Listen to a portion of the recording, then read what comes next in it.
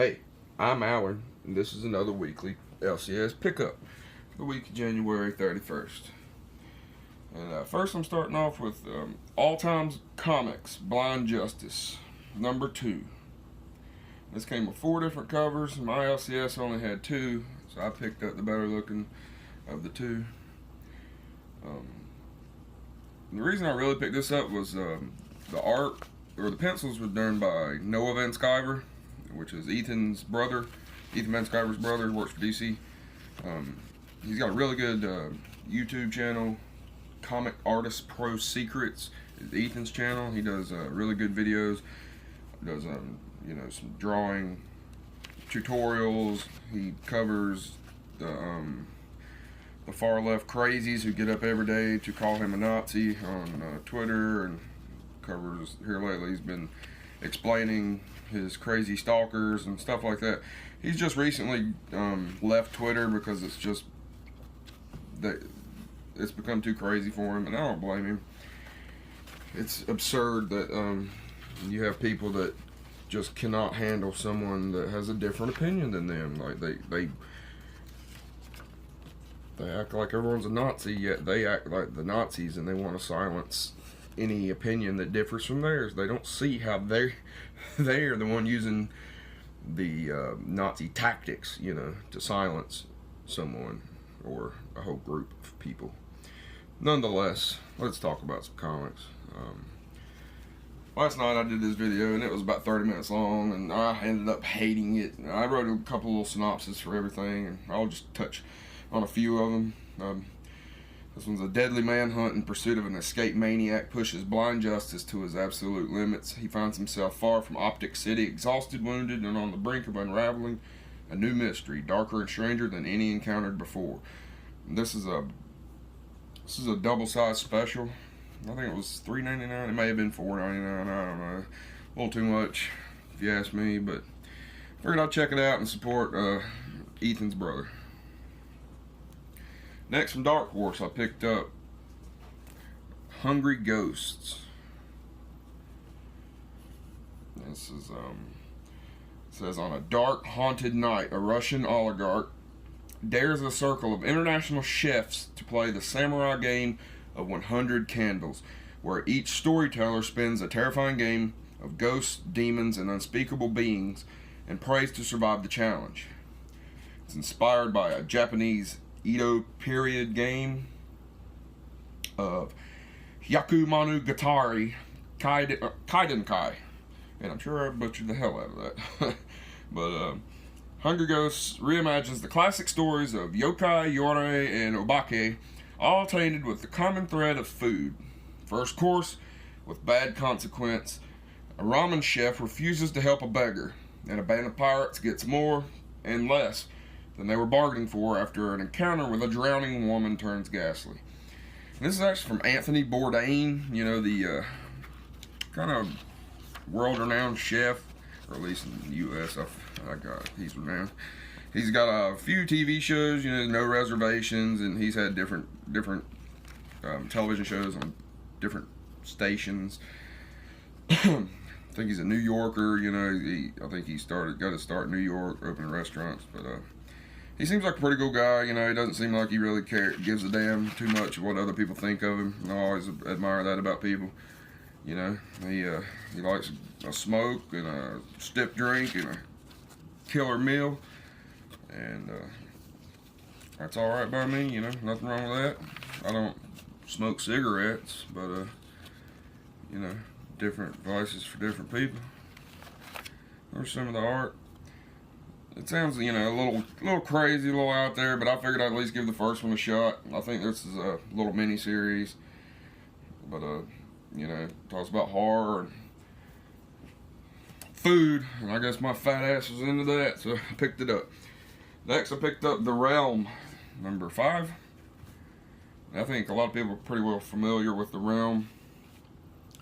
I think it's been out since September. Is when the first one dropped. It's from Image Comics, and it's they got a pretty cool trailer for just the series. I think they put it out before the first issue dropped. I'll try to remember to link that in the description. You can check it out if you want. But This one says, everything comes to a head as the bloodthirsty orc herd descends on Will and his team, while help arrives from an unexpected source. This is kind of a post-apocalyptic kind of story with supernatural, you know, it's got orcs, dragons, goblins, you know, shit like that. Sorry, I don't know. I forgot to show some art here. Just a quick flip through. I've heard it's pretty good. I think I read the first one the week it dropped, but I usually like to wait until I get a few issues. I don't like to collect trades or buy trades. I like the floppies. I go every week. I like the experience, you know, of going to your comic shop and getting to know the people and just browsing through long boxes and checking out, you know, I always pick up my new stuff, but I always go and browse through long boxes of back issues. But I usually wait until I have, you know, 5 or 6 issues before I sit down and just read, bust them all out. And next, it's from Black Mask. I know a lot of people, I've seen some videos just thrashing this comic. It's Space Riders, Galaxy of Brutality. My boy, Just Some Guy, he did a video, I think, of the first issue, and he pretty well trashed the art, but I like it. It's different. I like it because it reminds me of being young and in like high school or middle school. And my buddy, I had a good friend, we were like brothers, and he passed away shortly after high school. But this just reminds me of some of the crazy shit you would see him over there drawing in class, you know, it's boring. I'd be like, hey man, let me show you that, and you know, just he'd be drawing just crazy shit like this, just, you know, skulls and monsters, and this uses like, you know, just crazy colors, and I like it. Sometimes you know, you just want to see some just crazy ass shit, and this does it for me. I like it. This is the last issue in this this series. I'm pretty sure it was just a 4-issue little mini series. This is the 4th of 4. Check out this monster here. It's like a whale with 2 great white sharks. This 3-headed like whale shark creature. You know what I mean? Just good old crazy ass shit. By Fabian Rangel Jr. and the art's by Alexis Zirot. And it says, "This is it. All of existence itself is in danger of extinction, but it's not going out without a fight. Space Riders must unite like never before and pull out all the stops for the greatest battle reality has ever seen." I think it's like a disbanded crew, and they have to get back. They have to reunite and kick this ancient evil's ass that's threatening, you know, all the cosmos. So I was late to this one. I need to still pick up like the first 1 or maybe 2, but the art and just the cover of the 3rd one grabbed my eye, and I enjoy crazy shit, you know, once in a while. You know me, the metal. I had to pick up the metal.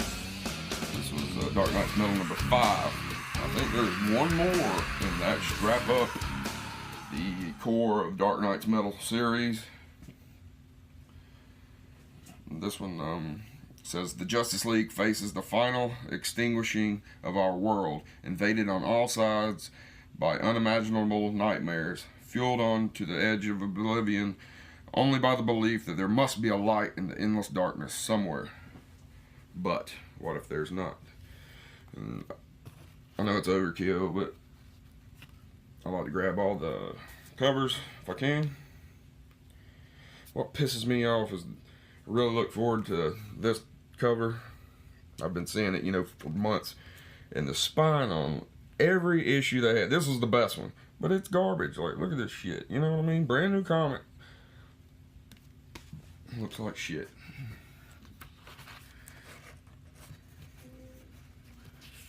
Quick little flip through.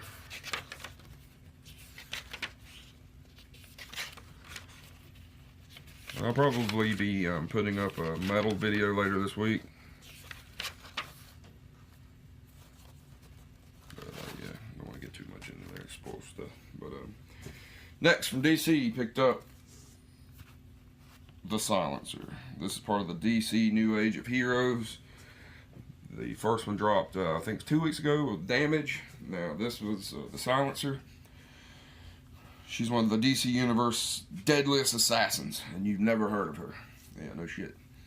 Super strong, highly trained, armed with devastating and stealthy metahuman abilities. The Silencer is virtually invincible, or at least she was. After decades as Leviathan's chief assassin, Honor Guest. Apparently that's her name, Honor Guest. I think that's complete shit, but I guess I'll give it a shot and just see if it ends up, growing on me, or the story ends up, I don't know. I just don't like that. Honor Guest put in her time and managed to get out with her skin intact. Now she lives a normal life in a normal house on a normal street. But the past has come back to haunt her in the form of her old employer and deadly new mission. And a deadly new mission. And Talia al Ghul won't take no for an answer. Written by Dan Abnett, and art by John Romita Jr. and Sandra Hope. That kind of story sounds like it's been done before.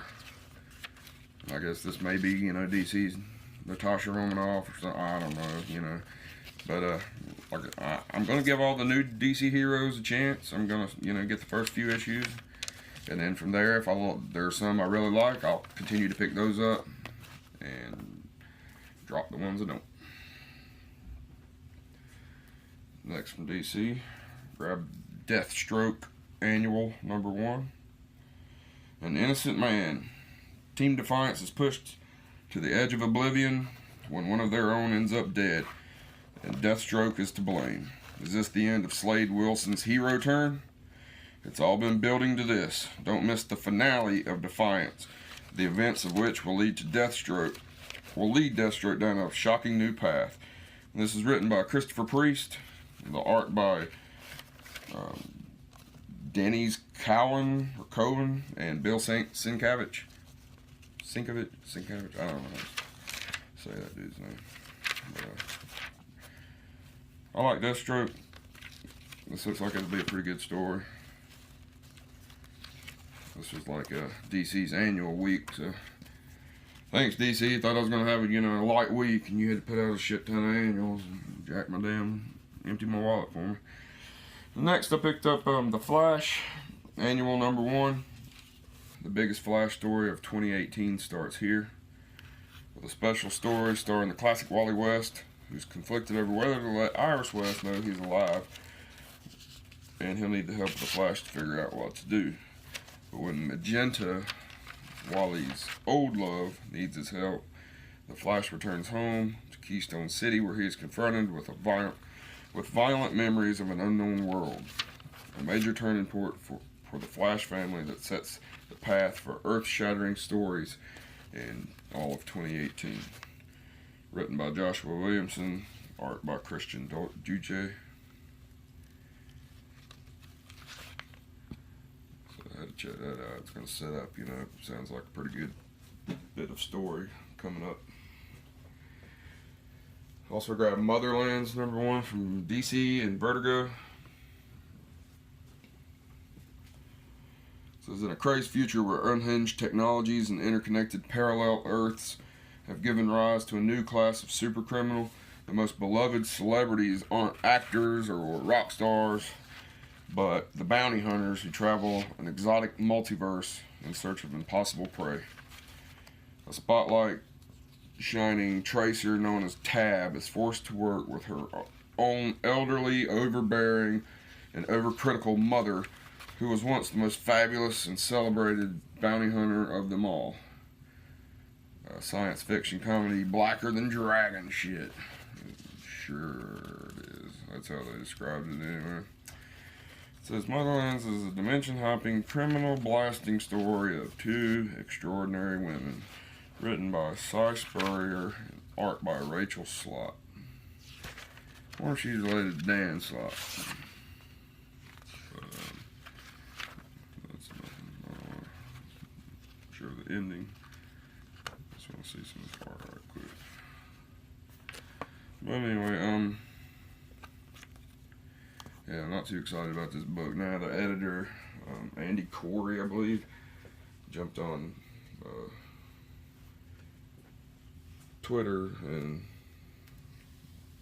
early Wednesday morning, late Tuesday night, and gave this long spiel about his,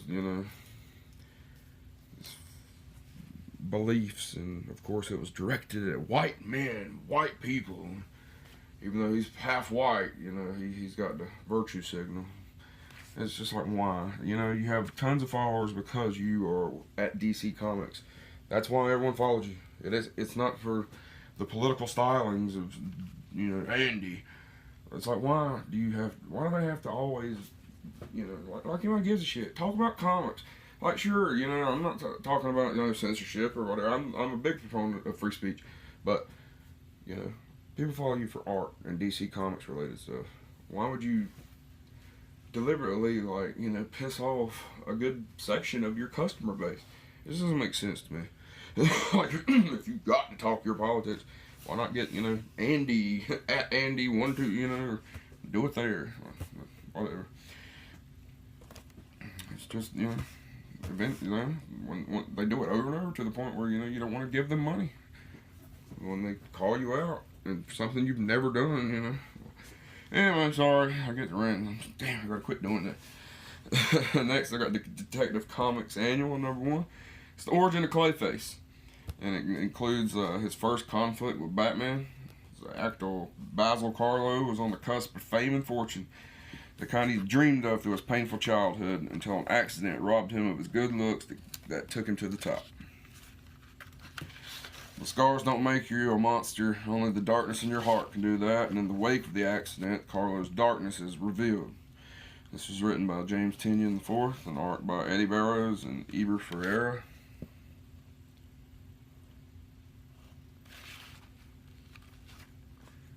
I had to check out,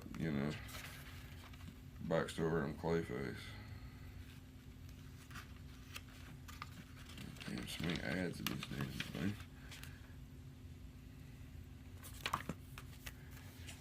And alright, I'm gonna try to make it through the the description of this video, because my God, this to me sounds like the dumbest shit I've heard in a while. Like, let me I can't explain.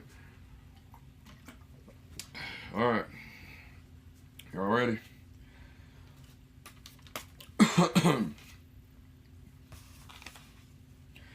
This is JLA Doom Patrol Special #1, Milk Wars Part 1.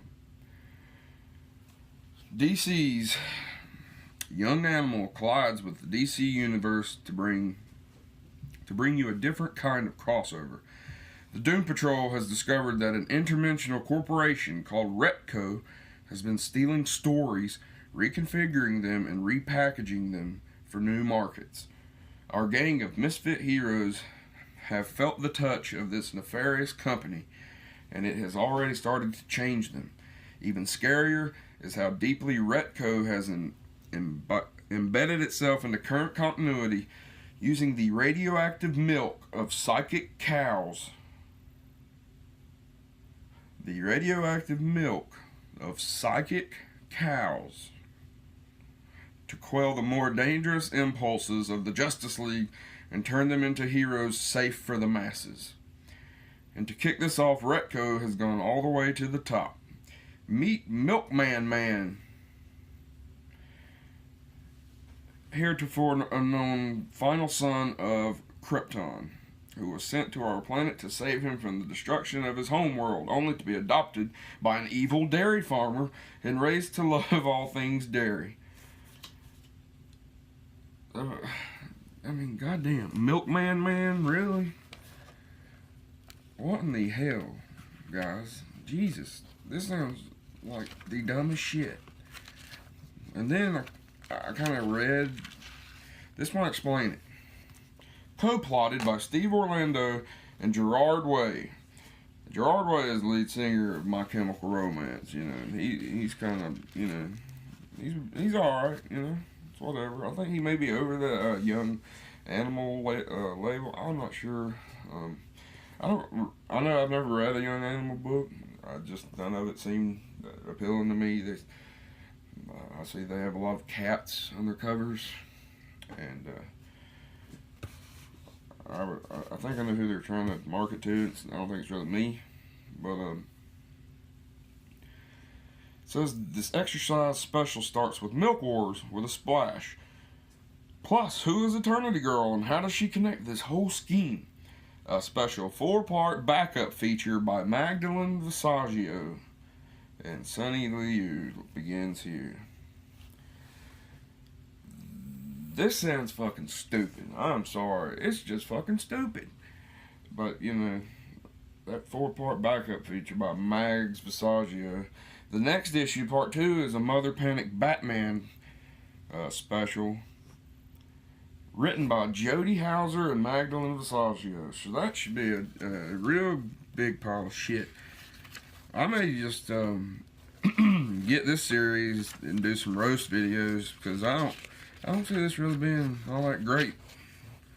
Could be wrong, you know. I'll go into it with open mind. I always do. I'm open-minded, you know.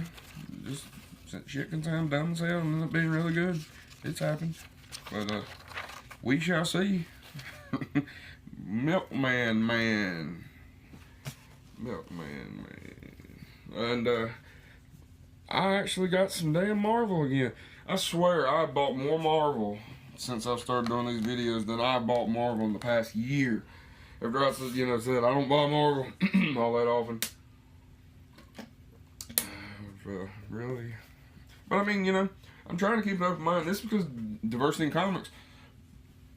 And pretty much everyone else in this little community has said this is a really good series. You should be picking it up. Like Trajan and I believe Yellow Flash and there's a couple other videos. So I picked it up. I still need to go back and buy number 1. All they had was like some Kirby variant for like $10. They didn't have any of the regular issue ones. And I may just go back and get that because I'm a Kirby fan anyway. But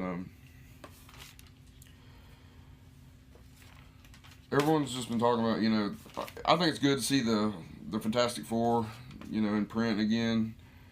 I love Fantastic Four, and I'm guessing this is going to, you know, hopefully end up bringing them back some point this year. But this is part 2, the Marvel 2-in-1, The Thing, and Human Torch. The Fate of the Four, part 2. What is the secret of Reed Richards, and is it deep within Monster Island? Ben and Johnny are the only ones who can uncover it unless Doom beats them to it. And this is written by Chip Zdarsky, like I said, and art by Jim Chung. But,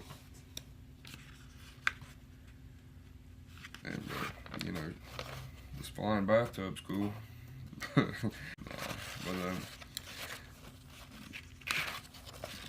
Chip used to try to put a bunch of humor that wasn't funny into a lot of his books. But it really seems like the last 4 months or so, he's really been doing a really good job of his writing. A lot of people really like the stories. Like I've even began, like last week I picked up the Spectacular Spider-Man, you know, because they said, like, you know, he's hitting his stride right now. So I'm going to, you know, support him, pick it up. Thanks to, you know, people like Diversity in Comics and stuff. I wouldn't be giving any money tomorrow. But, you know, I think a lot of us are ready to come back to Marvel. They've got to do stuff like this. Write good stories. That's as simple as it is. Write good stories. That's all people care about. Good art, good stories. Want them, you know, sell? There you go. That's all you gotta do. This is Punisher Platoon number 5, and I think this was 5 out of a 6-issue miniseries. I've been getting this one since issue 1. This, you know, goes back and goes over like Frank Castle's some of his early missions when he was in Vietnam. It says the platoon goes on a devastating mission that goes from bad to worse. Viet Cong soldier Lai Quang has been after Frank and his men for months. Their chance to get them has arrived. This is by Garth Ennis. Parlow does the art.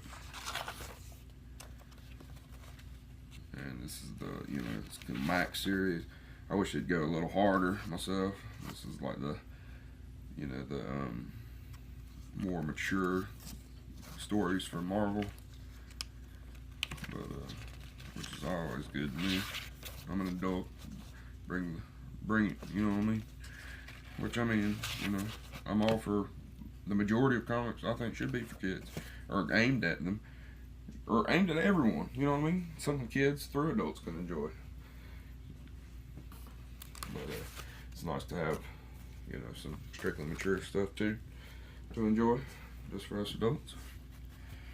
This is Phoenix Resurrection number 5. I don't know why I got this, to be honest. A lot of people's videos, it's kind of hit or miss with a lot of people. But I really like this cover. In Lee, or however you say it. I like that Marvel are drawing women like most women look again, or most women would, you know, aspire to look like, or find attractive. Like, you know, most people would find this attractive. You know, women should look curvy. Oh God, I'm gonna get harassed now. But you know what I mean? Like, it's just when you pick up a comic and it's like, is that a man or a woman? Like, every time you can't differentiate. That's kind of a problem, because that's not how the real world is. It's just not. But I guess I'm gonna have to go back now and pick up some back issues and try to get this whole series and read it. I've always loved the Phoenix. Ever since, you know, I was a kid and watching the Fox cartoons back when I was, you know, 12 or 11 or 12 years old, and just watching Fox X-Men on Saturday mornings. God, I loved it. And when they did the Dark Phoenix Saga, or the Phoenix Saga, whatever it's called, I loved that damn, like, that's still, like, I want to own that. I loved it as a kid. After that, I was a Phoenix freak. I was buying, like, every damn, when they had the Marvel, like, baseball cards, I was buying, like, hologram exclusive Phoenix cards, and I've still got some of them up in a box. I just love the Phoenix after that run on that X-Men cartoon. I need to buy those. My boys need to watch those. Those are killer cartoons. And my last one this week is it's a back issue from, I don't know, a month or so ago. It's Thanos number 12.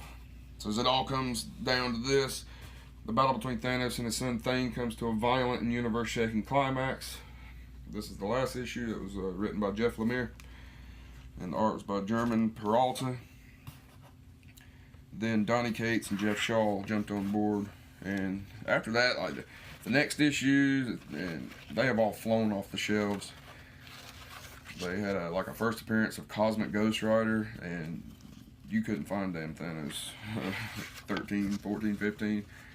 I didn't grab it. Like, I remember seeing them all staring me in the face, and like I swear since like Thanos number 4, every